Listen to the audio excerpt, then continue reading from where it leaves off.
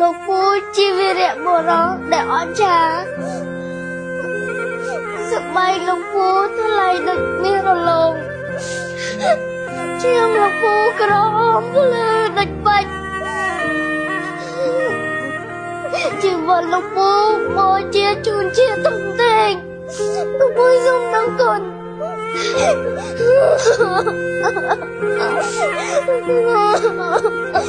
លោកពូជាវីរៈបុរសដែលអស្ចារ្យឆោមហាងចោភ្លៀងដែលរងមាំលោកពូជាខែដែលការពារជាតិឲ្យទឹកដីខ្មែររងមាំមិនរលាយកូនសូមអរគុណ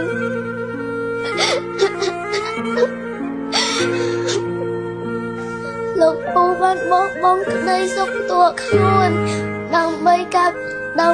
ឲ្យប្រជាជនរស់សុខ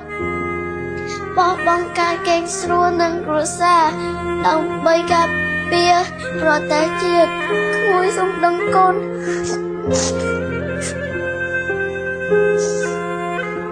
ពេលព្រះអាទិត្យរះនៅលើដំបូលសាលាលោកពូឈររះនៅព្រំដែនពេលកណ្ដឹងសាលារល